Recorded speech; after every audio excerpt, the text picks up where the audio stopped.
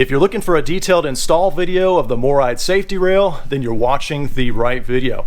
Now, just to be clear, I'm not affiliated with MORryde. I'm just an average RV owner, letting you watch in as I install the product here on my Jayco Pinnacle Fifth Wheel. Now, I also did a separate video detailing the requirements or qualifications in order for this product to work on your RV. So if you haven't seen that already, definitely watch that first. And last, if you're looking for a review on the MORryde Safe-T-Rail, I also did a video on that. So definitely check it out. It's got likes and dislikes. I'll put a card up above and a link in the description below.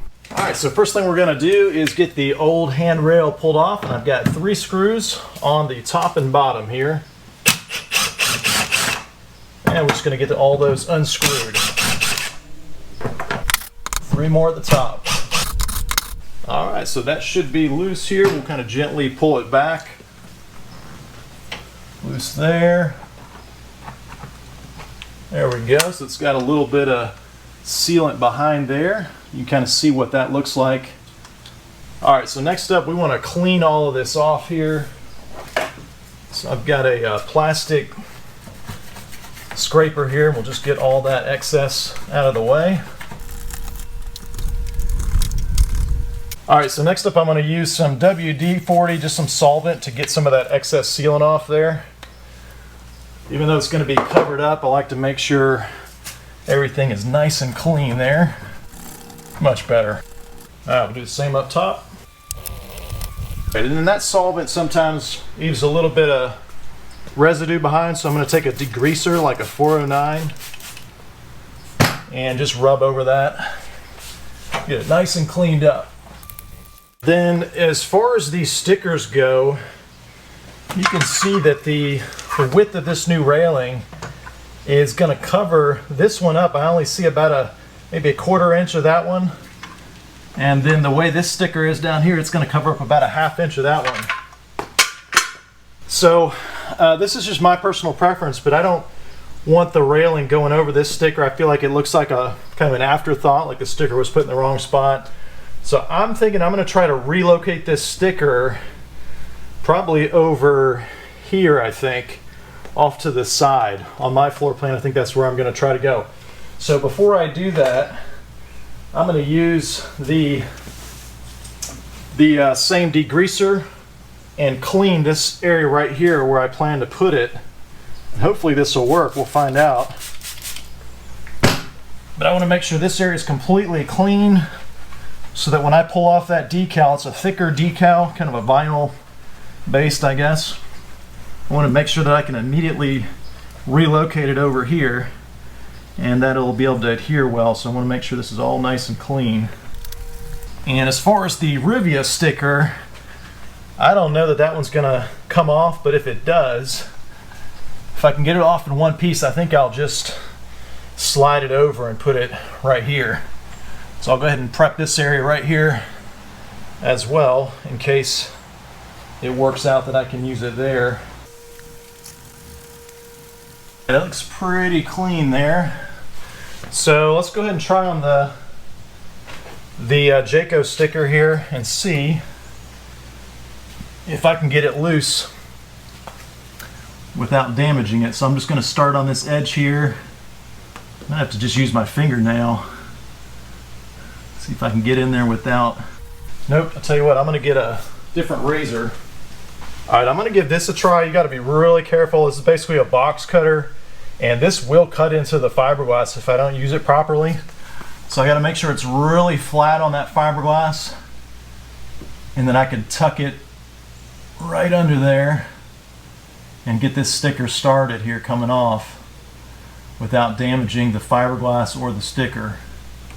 So I'm going really slow and applying an even amount of pressure. I think I got it enough now that I can get this behind it, this plastic one. Yeah, there we go. Let's see if I can do this. I don't know. Looks like it's coming. And then once I get it enough, I'm going to try using just my fingers. It's wanting to tear just a little bit right there. To go really slow. I don't know if I'll be able to reuse this. There we go. You can see it's coming off now. Go up a little bit so they don't tear the wing. All right, now Let's see if this will stick. Okay. Yeah, I think it'll stick actually. So I'm going to put it right here. There we go. All right, so it started to peel right on that corner, but other than that, it looks pretty good. I'm going to kind of run over it now. All right, we'll see how that holds up over time, but it feels like the adhesion is pretty good, pretty solid. All right, go ahead and wipe off underneath that sticker so it's all nice and clean. Okay, looks good. Very good. All right, now let's go on to this Rivia one. I don't know how well this will work, but I'm going to try the same strategy. I've got to go really slow here and just kind of wiggle it back and forth, keeping an even amount of force. I might be able to save this one too. Let's see now. Okay. So we're going to just slide it right on over. Right about there. Let's see, I'll put it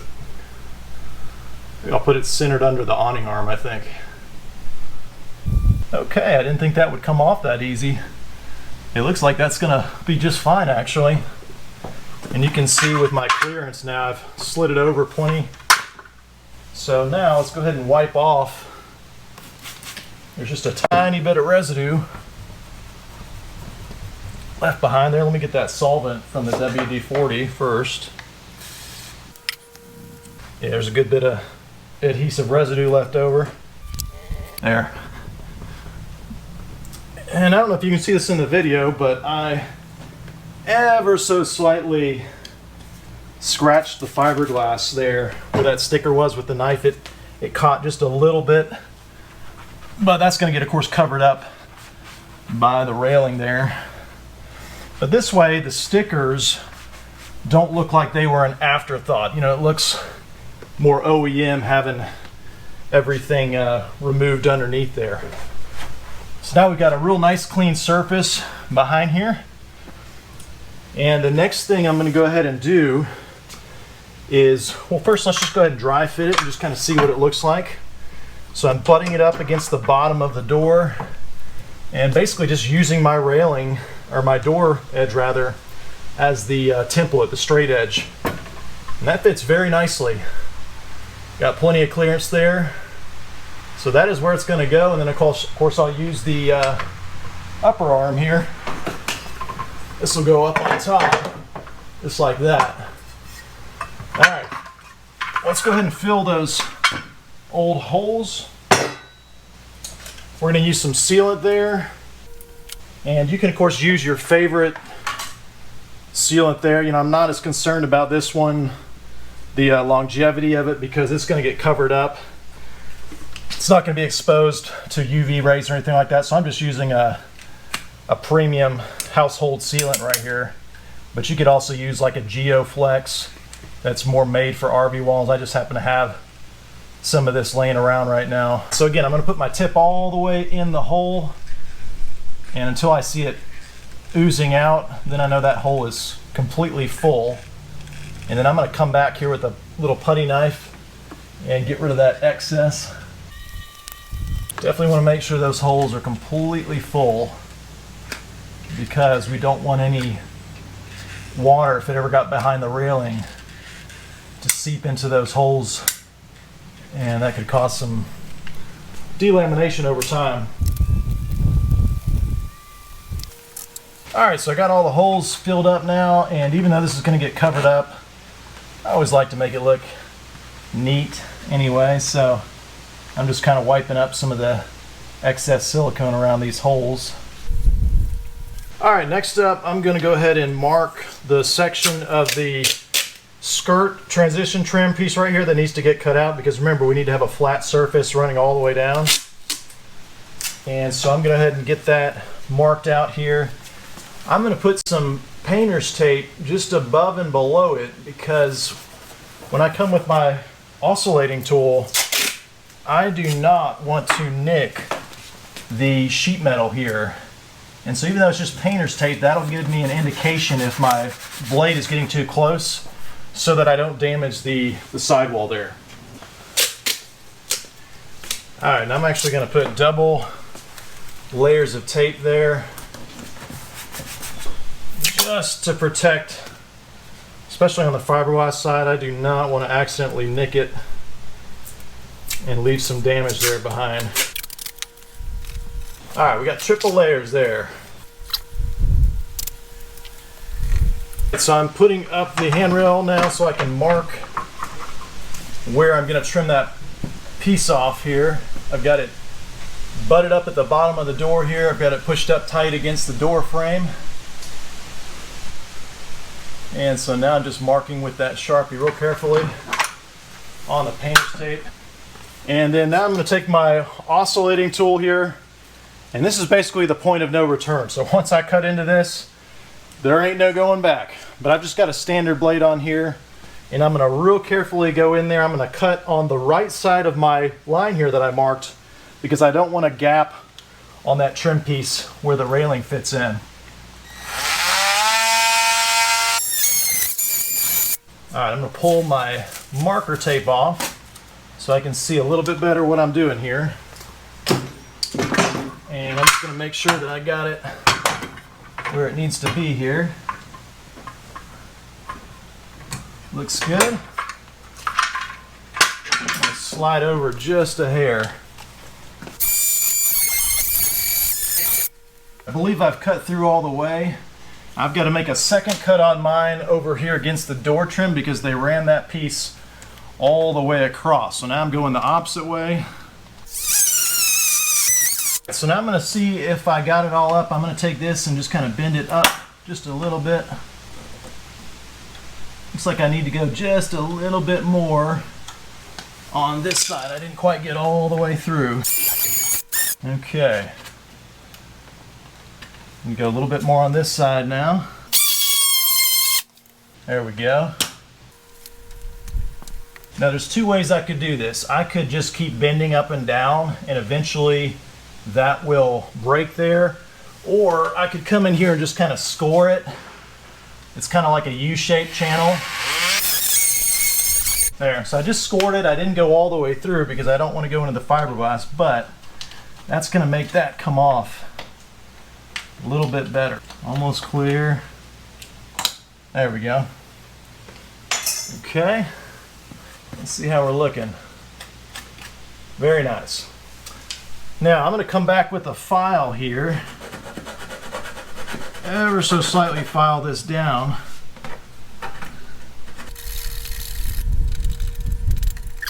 That looks pretty good. Let's just see, dry fit it again and kind of see how that. Very nice and tight, yeah. Very good. And you can see why I put that tape there, because I did nick it with the blade a little bit, but it just got the tape and didn't go through to my skirt panel.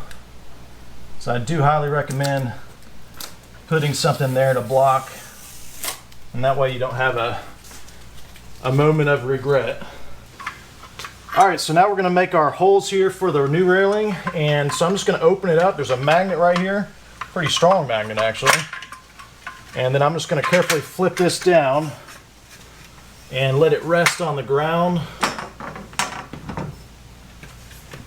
and mark my holes here. So I'm going to mark this bottom hole first, and again I've got it pressed up to the bottom here real tight, and then I'm using my door trim as the straight edge.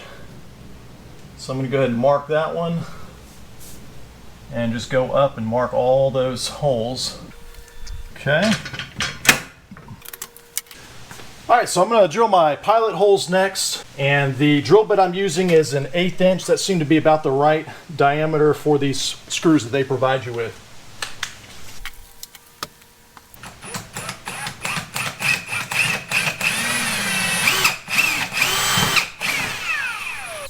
Alright, and before I do the other holes, again, I'm just going to dry fit it. I want to make sure again that everything is looking good here before I do the rest of my holes, and just double checking everything. Alright, looks good. Everything's nice and tight and straight. And this is the way the railing will line up. So yeah, everything looks good there. So I'm going to drill the rest of my pilot holes. The instructions, I believe, they want you to just drill the first one up here and then hang the railing actually, and then come back and use the railing as a template to drill those other holes. And I think that's a great approach, but I'm going to drill all my holes up front before I hang the railing. And my thinking is I'm going to put silicone in each of those holes that I drill, my pilot holes. And I want to make sure that silicone forms a good seal up against that railing bracket so that if any water does get behind here, then it'll be sealed up with that silicone. So I'm going to put the silicone proud of the hole so it's got a little bubble, some excess, so when I press that railing up against the hole, it's going to form a seal around each individual hole. Now I think another way that you could do it is if you had some butyl tape on hand. You probably saw on the old handrail mounts, they had some butyl tape around the holes, and that's another way you could do it as well.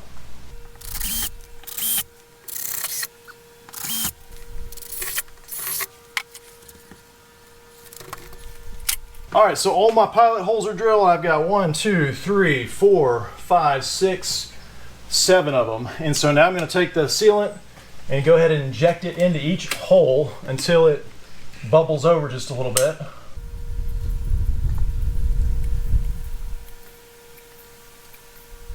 So I got all of my 7 holes filled with the sealant, and you can see I've left about a dime size bubble excess sealant around each hole, and that way when that railing gets pressed up against it, it'll have a nice tight seal up against the fiberglass there. So I'm going to actually hang the railing now, and I gotta say it feels just a little bit clumsy doing this by yourself the way everything unfolds here, so you just got to be kind of careful. But I'm going to go ahead and get in position here, make sure I'm lined up.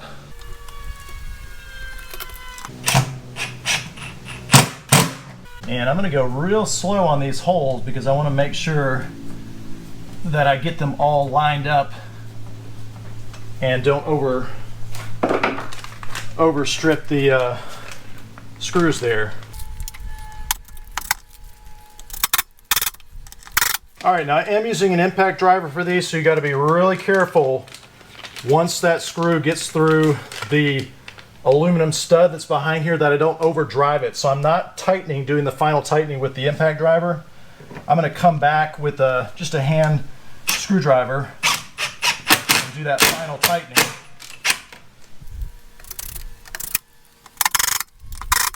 So you can see all the screws are in there now, and I've got to tighten them up. You can see the silicone bubbled up nicely around all the screws, so that's a really good sign that we've got a nice tight seal. So now I'm just going to come back with a hand screwdriver and just make sure they're nice and tight so that I don't over tighten them here.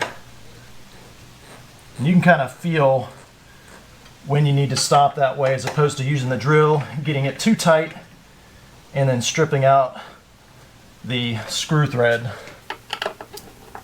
And these are all grabbing very nicely, nice and tight. I'm going to come back with a paper towel here and just wipe off that excess silicone around each screw. For the last part of the install, you're going to choose either between this shorter bracket or this taller one. Basically, if your old railing is below 38 inches, then this bracket will work just fine for you, but you can see I've got holes all the way up here. So if I put this bracket right here, that is not going to cover those holes. And so I've got to use this taller one up here so that I can fully cover up those holes. Before I drill my holes permanently into my sidewall, I've gone ahead and assembled this top bracket. And I'm just going to kind of dry fit it into place to make sure everything is functioning as is. So that's about where it's going to rest. So now let's try closing it and opening it a couple times. Yep, so that looks pretty good right about there. And then we'll open it up. Very nice.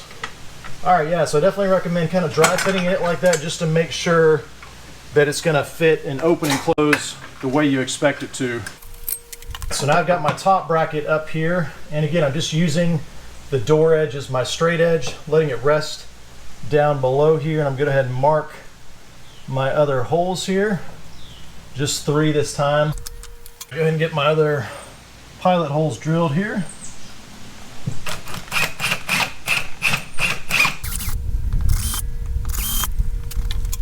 And then we're going to come back with our sealant, and I'm going to fill these holes. Again, leaving kind of a bubble, about a dime-sized bubble around all of the holes. Go ahead and put it in there real carefully. The sealant's going to bubble out nicely. And again, I'm going to get these started by hand just to make sure that I'm centered up on my hole. And they are a pretty big Phillips head, by the way, so I've got a pretty large screwdriver head here. Looks like a Phillips number 3. And I'm going to come back with the drill, snug them up. But again, I'm not going to drive them all the way home. And I should add that you want to hold that drill very snug and tight against the screw so that you don't strip the head out. Because once you get that head stripped out, it's going to be very hard to tighten those screws in there. So just take your time, check them by hand to make sure I got them nice and snug. That feels good. All right, let's wipe off the excess silicone. So I'm going to make my final connections now, and they've given us a bolt here and then 2 nylon washers and a lock nut. And so they want the nylon washers to go between the railing and the bracket so you don't have metal rubbing on metal there. So it's going to be a little tricky getting it to lay in there. All right, got one side in there, and I'm just going to let it lay flat. That's probably easier, actually, just to let the railing catch against itself, and then you've got your 2 hands free. All right, there we go.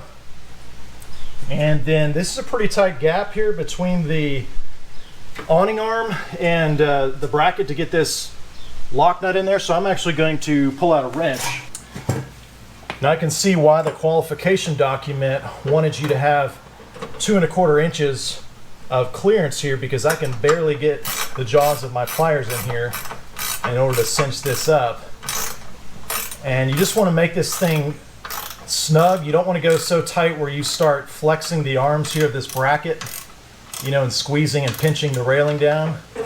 So I'm going to check it periodically and make sure, basically until I don't have any play or wiggle room here on this railing. That looks pretty good right about there.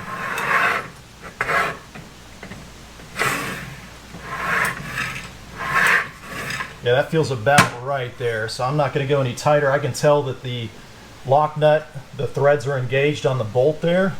And so we are looking to be in good shape here. Well, that's it for the install. If you found this video helpful, do me a favor and click that thumbs up button. Now, if you're looking for more details on the MORryde Safe-T-Rail, or you want to see it in action, then definitely check out the full review I did on it, where I share my likes and dislikes. Last, if you're not subscribed already, hit that subscribe button. As always, thanks for watching.